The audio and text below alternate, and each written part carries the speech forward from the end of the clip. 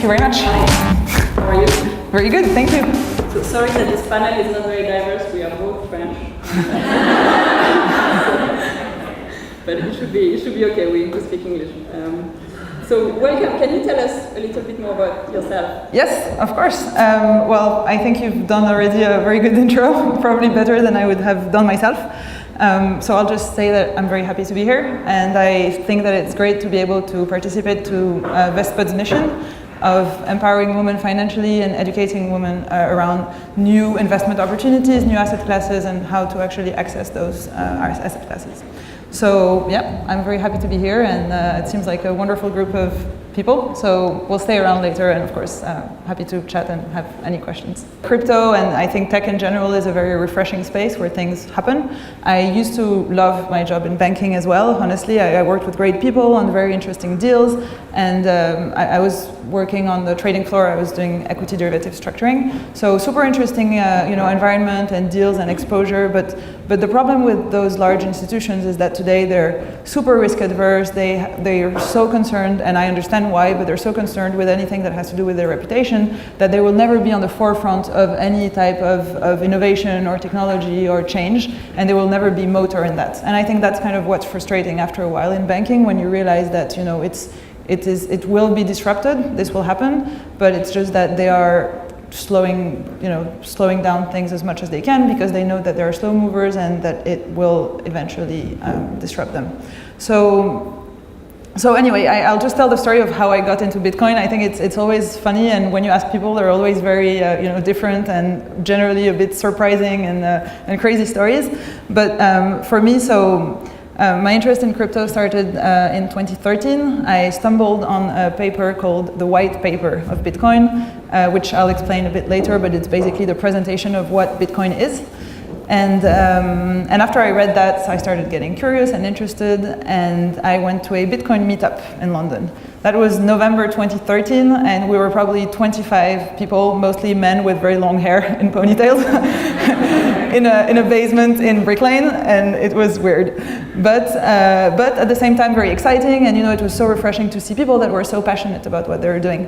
So because it was the end of the year and it was end of November, I said, what a great idea. I'm just going to buy Bitcoins for my family for Christmas. That's going to make a wonderful Christmas gift.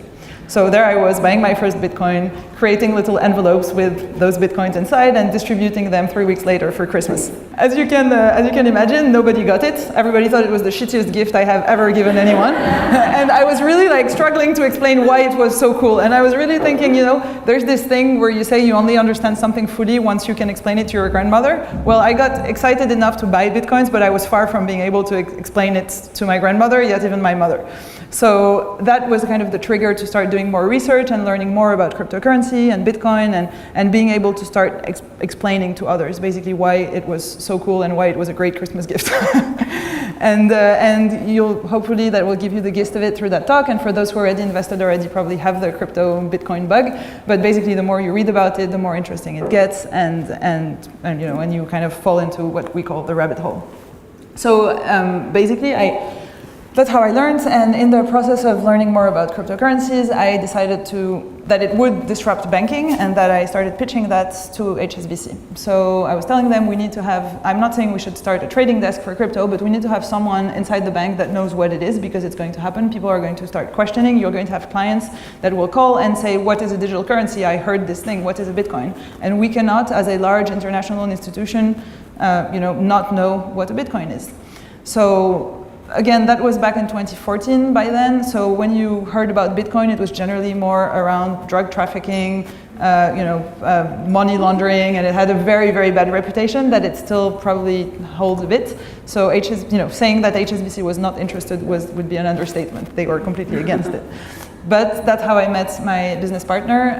He's a person called Pascal. He had just sold his previous company, and he wanted to start something in data and Bitcoin, and that's how Kaiko was founded. Right now, how does it work to buy a cryptocurrency? There are exchanges. They're called cryptocurrency exchanges. They're generally under the form of a website, and you create an account on that website. You have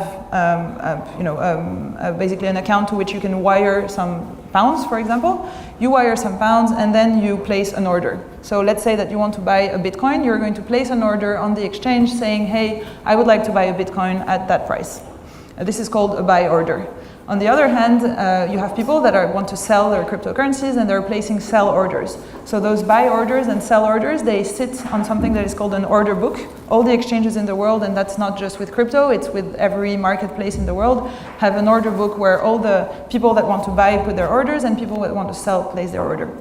So it's only when offer and demand intersect that there is a transaction that is created and that there is a price that is fixed. So if, let's say that you want to buy a Bitcoin at 8,000 and I'm happy to sell it at that price, my order and your order will match and it will create a transaction. And that transaction will basically be the data that is used to create price. That's how we know, it's called price discovery. And price discovery is very important in financial markets. This is how you set price for assets. And this is how today we create the price of Bitcoin. And it's important to know that there are many exchanges all around the world. And the price of Bitcoin in Korea is not the same as the price of Bitcoin in Europe, and it's not the same price in South America. So what we do is we're connected to all the exchanges around the world, all the big ones at least, and we collect all the data and we put it in one place and we distribute that to investors. So investors have one place where they can see what's going on around the world, at what price assets are traded, and where is the volume and where things happen, basically.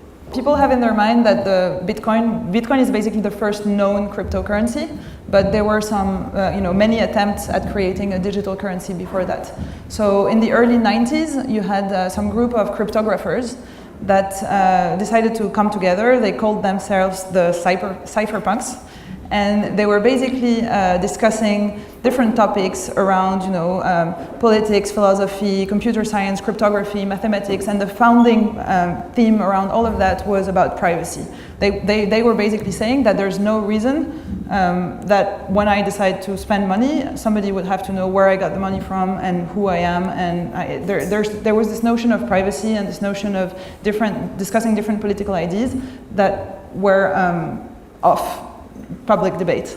And so they had this specific chat channel. That's a weird thing to say. And that brought us where they were trying to create different digital currencies. There were a couple of things that failed, but there were a couple of experiences.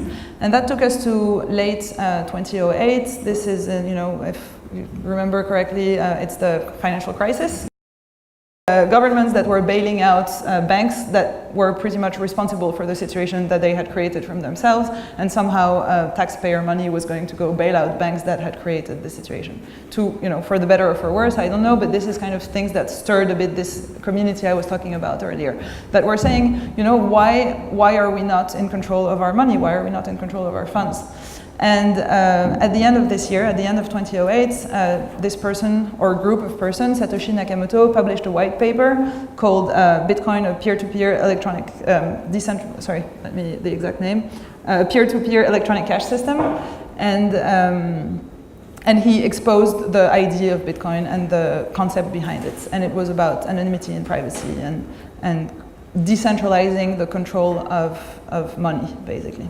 And when we talk about Satoshi, we still don't know today who he is. Exactly. He's still completely, and the entire universe, including the FBI and other very powerful people, are on the case, and we've never managed to figure out who he was. We don't even know if it's one individual or if it's a group of person or if it's a woman. Exactly. So anyway, but the paper was detailing how a peer-to-peer network could work for money. And the idea is that we don't rely on a central point or a central authority to be able to issue money, spend money, and validate transactions. That are kind of the fundamentals of Bitcoin. So early 2019, actually January 2019, the first, it's called the Genesis block. So the first block of the Bitcoin blockchain was mined, and I'll explain those terms right after. But in the white paper that Satoshi published, he was explaining the concept basically of blockchain. So today we hear a lot about blockchain, not just Bitcoins, and there are many alternatives to Bitcoin that are created using the same blockchain technology. And so that's a very little tiny anecdote, but so I'm doing market data. Initially, when Bitcoin was launched back then, there was nobody was spending Bitcoins, right? Nobody was exchanging it against a unit of value, so there was no real price. It was just some kind of digital asset that was transferred from one place to another. The first price that was set for Bitcoin was when one of those hackers, or however you call them, decided to post on a forum, hey, I'll give 10,000 Bitcoins to whoever brings me 2 pizza right now. So right now, this would be worth about $100 million, and very expensive pizza. But that was basically, I was talking about offer and demand and setting a price earlier. This was the first official price that was recorded for a Bitcoin was basically 10,000 Bitcoins for $40. And of course, then the price grew since then. Basically, I just want to explain the concept of sometimes, because we call it cryptocurrency and because we hear about Bitcoin and blockchain and it feels very scary, but actually a blockchain is nothing more than a chain of blocks. So what you can see here is a chain of blocks. So how does it work? Let's say that this is two persons that are going to exchange Bitcoins. The person in red is going to give a Bitcoin to the person in blue. So this transaction is going to be created and it's going to be broadcasted to a network of computers. And all of these computers, they are basically just validating the fact that the transaction is legit, and they are creating a new block that is going to be proposed here. And then everybody in the network are going to approve the fact that this transaction is valid and that the block is valid. Then, when there's a new block that contains, here in the example, we only took one transaction. Generally, you have thousands of transactions in each block. Then you just add the block to the existing blockchain. And because this block has been validated and that this block was created under the exact same system and then all the blocks before that, you can assume that once a new block is added, everything that has happened before is valid and works and makes sense. And that's what we call the blockchain. It's a chain of blocks, basically. And every time you add one new block, you make sure that it makes sense and that it contains transactions that are approved by the validators. And then transaction is validated. That's it. Yeah, in terms of the blockchain, I quite like the analogy of blockchain and sort of Google Documents. I know some of you are using Google Documents, but it's basically that we all can make a change on the document, and you can see all the previous changes that have been made to the document, and it's like one centralized place where you can see everything, basically. Yes, exactly. So, and everybody has a copy of that same document that is constantly being updated. So everybody here will have a copy of the blockchain that contains all the past transactions. And that also ensures that, if you have, let's say that those two computers are in a country where the country decides to ban them, they can take down those two computers, but they can never take down all the computers that run the actual protocol that is running. And, unless you destroy every single version across the world of the blockchain, it can pretty much never be destroyed. So what's the easiest way to start trading cryptocurrencies? Yeah, so right now it's actually very easy. There are plenty of those cryptocurrency exchanges that I mentioned earlier. A very famous one that is relatively stable that I use and that accepts sterlings, euros, and most popular currencies is called Kraken. So you can just go on kraken.com, you create an account, you wire money, and you just place an order, and there you go, you get your coins. It's honestly really quite easy. And as I was saying earlier, there's this misconception sometimes that you have to buy an entire Bitcoin so a Bitcoin today is 8,000 euro or dollars, so it kind of can scare people away. But you can buy 10 euros worth of Bitcoin, you'll just end up with a fraction of a Bitcoin, and that's perfectly fine. So there's no minimum amounts, there's no, there's no trigger to getting into the space.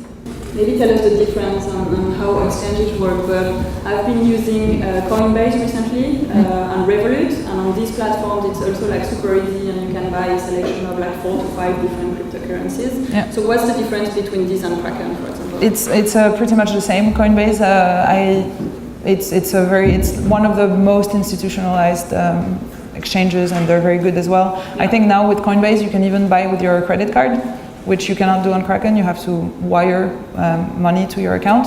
So yeah, Coinbase is a very good alternative. They have a mobile app and you can buy with your credit card. It's even simpler. Yeah. At Vestpod we talk a lot about trading and investing in the stock market, and what are the fees actually related to this, and how much you're paying. So with buying cryptocurrencies, there's also some fees involved and some FX transaction costs. Yeah. So can you talk a little bit about this? Yes, of course. So there are two very different things. There are the fees that an exchange like Coinbase or Kraken will take. When you transfer on TransferWise euro for dollars or for pounds, they're going to take a small commission, right? So this is just exchange fees that they will take whenever you buy or sell a currency. This is very standard and it's not a lot generally. Then you have, when we talk about transaction fees in the Bitcoin space or in the cryptocurrency space, this is a different thing. This is the on-chain transaction fees. So when we live on the blockchain here, in order for the miners, so the miners are the people who basically run the system and who look at the transaction, who make sure that the transactions are included in blocks and who validate blocks. So those people, in order to do that, they are using a lot of computer power, which basically means that they're using electricity, which basically means that it's costing them money. So in order to incentivize them to do what they're doing, there are two types of remuneration. One of them is transaction fees. So as I was saying here, there's only one transaction in the block in the example, but the truth is that a normal block holds thousands of transactions. So, and they're sometimes a queue. So sometimes there are more transactions outstanding to be validated than there is space in the block. So in order to make sure that your transaction will be validated in priority, you can put a higher transaction fees. So this is one thing. And then the other thing is what we call the mining reward. This is how miners make a lot of money and why it makes sense to do what they do, is that whenever they are the miner that attaches a block to the blockchain, they have a mining reward, and this is a multiple of Bitcoins. And so this is how they make money, basically.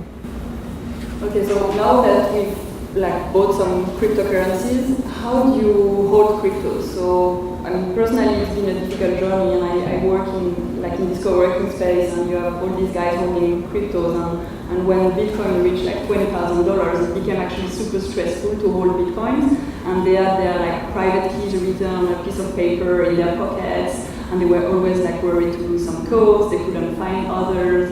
So for me, I have some codes at home, I have some, I won't tell you where. But it's super stressful to hold cryptocurrencies, because if you lose a Bitcoin, your name is not on it. So where is it going? It's just lost. What's the best way to hold your cryptos? Yes, so it's a very good question, and it's a very important topic for anyone who wants to buy as little as 50 pounds of Bitcoin. So we explained that you buy them on Coinbase or on Kraken, you go on an exchange, you get your Bitcoins.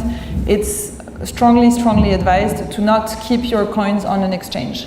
And so why is that? There are two important things. When you hold cryptocurrency, you have what is called a public address and you have what is called a private key. And those two things are linked to your wallet. So your public address is exactly like your email address. It's the public address that you give to people when you want to receive Bitcoins. So you tell them, this is my address, send me things here. This is fine to share. Your private key is really the thing that you have to protect. Your private key is what allows you, as the holder of your wallet, to emit transactions, to send Bitcoins from your wallet. And this is exactly what you have to protect, because otherwise anybody that gets their hold on your private key can just log onto your wallet pretty much and send Bitcoins to their own wallet or to whoever they want. So when you keep money on exchanges, you are not in control of this private key. The exchange basically has, to summarize it, they have this giant wallet where they store all the cryptocurrencies of everybody, and then they have a list of accounts where they say, yep, this guy has so many Bitcoins, this guy has so many Bitcoins, this guy has so many. But you're not in control. If you want to withdraw, you have to ask the exchange, and they have to then wire the money to you.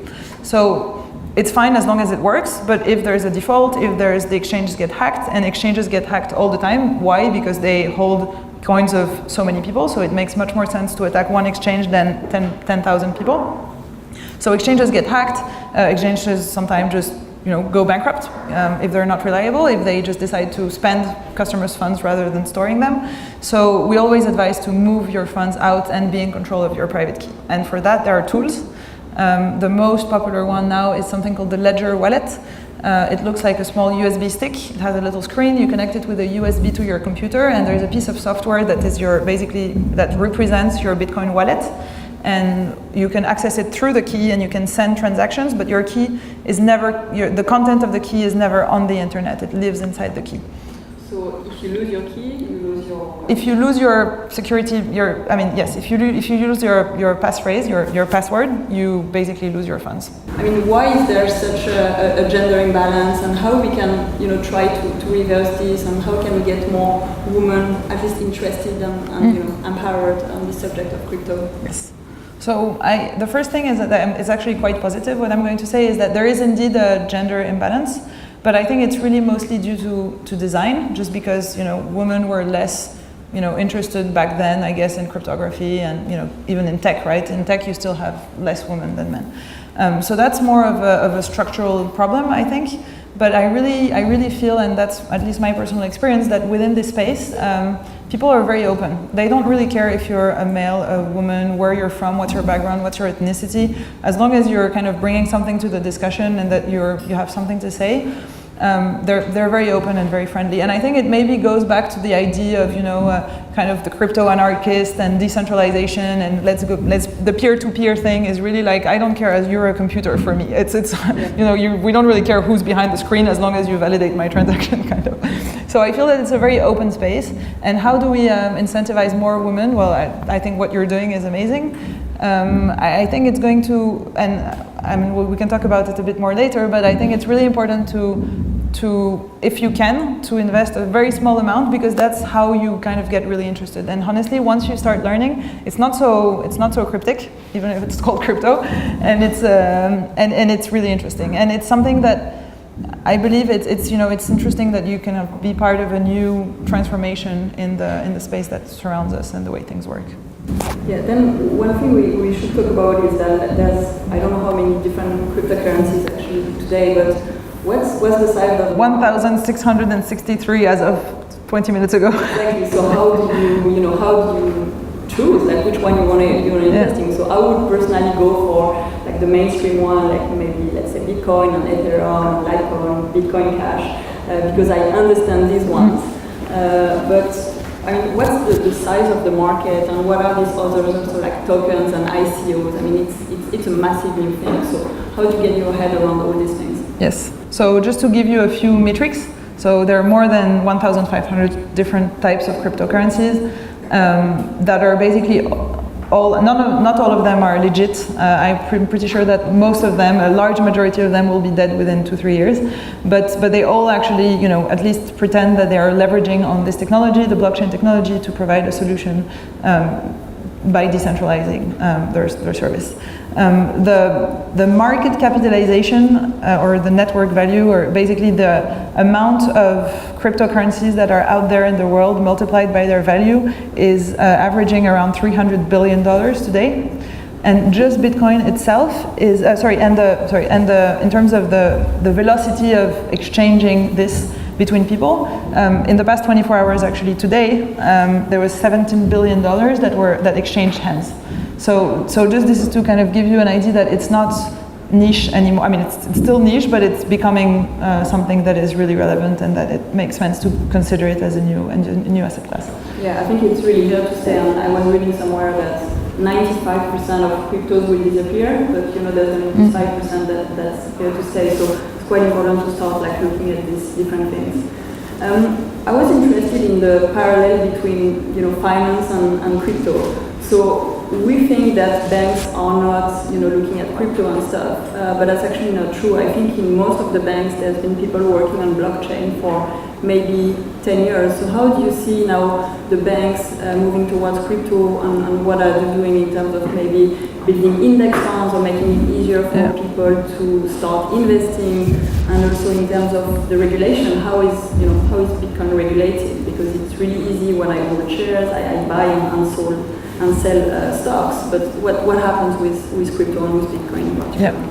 So I think there are two different things, but traditional banks, institutions, they are indeed looking at blockchain from more of a technology perspective, and not necessarily from the decentralization cryptocurrency as a currency. They don't really like the idea, especially banks, of new cryptocurrencies on which they don't really have control. So they're looking at things like what we call private blockchains or permissioned blockchains, which is using the technology, but it's only a closed number of participants that can use it. It's not so Bitcoin is an open source protocol, so it's anybody can download the code, look at it, and just duplicate it and build on top of it, which is very often all of those 1,000 different cryptocurrencies. Most of them are just kind of a copycat of Bitcoin, the initial Bitcoin code, and they just kind of changed it a bit and started something else. When we talk about Bitcoin Cash, Bitcoin Gold, they're forks of Bitcoin. Now, in terms of the institutional space, we have more and more now tools that are traditional institutional market instruments that allow institutional investors to get into the space. There was a lot of noise late last year around the launch of the futures. So the CME, the Chicago Mercantile Exchange, launched a future, and a future is basically it's a financial instrument that allows investor to short Bitcoin. So one of the reasons so many institutional money hadn't been yet flowing into Bitcoin was that institutional investors generally don't just take a long position and wait to see what happens. They take a position and then they hedge it. So they make sure that their downside is protected. And because there was no instrument allowing them to hedge the downside, they couldn't really invest. So this was one of the first financial instruments that was launched in the cryptocurrency space that allowed a bit more sophistication of the space. Now there are discussions around an ETF. So an ETF is an exchange traded fund. It's another financial instrument that basically allows an investor to get exposure to the price performance of an asset without having to hold the asset itself. So that's another problem. A lot of institutional investors would love to kind of get exposure to the price of Bitcoin, but because Bitcoin is not a regulated asset class yet, they cannot just buy Bitcoins and put it on a ledger and put it in the safe. They're just not legally allowed to self-custody the assets in which they're investing. And an ETF would be a way would be a publicly listed type of index on which you can invest in and get exposure to the price of Bitcoin without having to hold the Bitcoin yourself. So custody, ETFs, different market instruments are definitely making the space more sophisticated and more reachable for institutional investors. Yeah, it would be actually much easier to invest like in an index fund and exactly. Then, through your bank or through a platform that has your name on it, and then it removes the risk of like dealing with this type of instruments basically. Exactly. What are, according to you, the advantages of cryptocurrencies? So there's an obvious one that's around price and making money. It was obvious until the beginning of the year, and when Bitcoin reached like $20,000, and now it's at 8,000. So some people have been losing money. But what are the other advantages of crypto? Investing in crypto and crypto themselves. I think honestly that it's a rare opportunity to participate in really an asset class that is emerging, that is very new.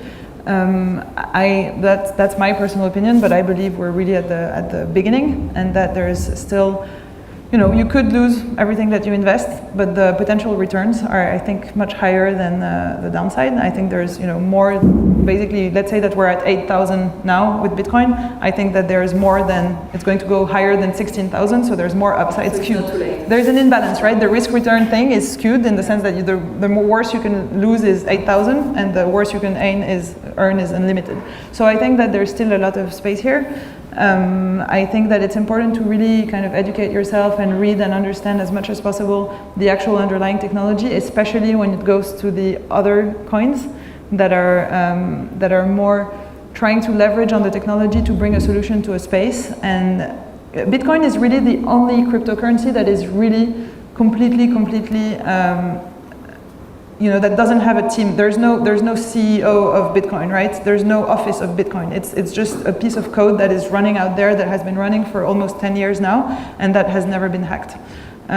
All the others are pretty much more centralized now. You have the second in line behind Bitcoin is something called a blockchain called Ethereum. Ethereum is not really a cryptocurrency per se. It's more a kind of supercomputer on which people can come and build applications, decentralized applications that are using the Ethereum blockchain to build other types of applications. So Ethereum is also one of the very, very big ones, but out of the 1,500 something, only probably 20 are really, scalable and solid, and the rest are still very centralized, yeah. Let's say. And in terms of the disadvantages, I think we talked about like a few, like highly speculative, difficult to hold. What are the other disadvantages of investing in this asset class? Well, it's clearly it's very volatile still. So one of the things with Bitcoin, if you decide to invest, or cryptocurrencies in general, if you decide to invest, is kind of you have to have the stay power, so the power to kind of hold on to the dips and ups and dips and ups and kind of be in there for the long term. If you're trying to make a quick buck, it's probably not the right asset class. It's super stressful, actually. It's exactly. I mean, I stopped looking at the prices. I'm just like, I'll look at it in, maybe once a year or something now. But I'd rather, yeah. And also, when you want to sell, I mean, when the price of Bitcoin was, trying to drop, it was actually extremely hard to sell your currencies. So you were like placing an order, and you could see the price going down, and you couldn't sell. Ah, really? Yeah. That happened. Okay. Yeah. It was crazy. Yes. It's yeah. But I feel that it's going in the right direction, and that the fact that now there's going to be also probably more liquidity and more actors involved, I feel that's going to probably help stabilizing it. So I asked you also if you could provide some good resources and good books to get started on crypto. So I think yes. So here I put a small list. Digital Gold is super cool because it's really the story of the beginnings of Bitcoin and the FBI and the dark net and the drug market and everything. So this is more of a cool, almost novel-like story. Nathaniel Popper is a journalist, but he really made a good story out of the beginnings of Bitcoin. Bitcoin then, Andreas Antonopoulos is more of an academic guy, but he really wrote amazing things about Bitcoin. Crypto assets is much more technical. It's about valuation, but it's also interesting for those who are more into a bit more advanced, exactly. Blockchain revolution is more of a textbook type of thing. It kind of explains how the blockchain can disrupt different industries, and it takes really industry per industry and explains why it's going to transform things. And there's this podcast that I love from Laura Shin called Unchained. She basically has people over and she interviews them on what they're building. Just a little caveat to all of this is that this is already quite advanced, I would say. So I really encourage any of you to just Google Bitcoin 101 or Blockchain 101. There's so many good now resources and YouTube videos that are really straightforward, and once you have the high level picture, those will be really interesting. Yeah, we also run crypto workshops at Vestpod, and they're really for beginners. And I know some of you have attended one of them, and by the end of the session it's an hour, 2 hours, and we do a lot of practical things like we did with Ambre, but at least you have the basics to get started with crypto. Just before we go to Q&A, do you have a last piece of advice? Well, you said it at the beginning, but I'll just say it again.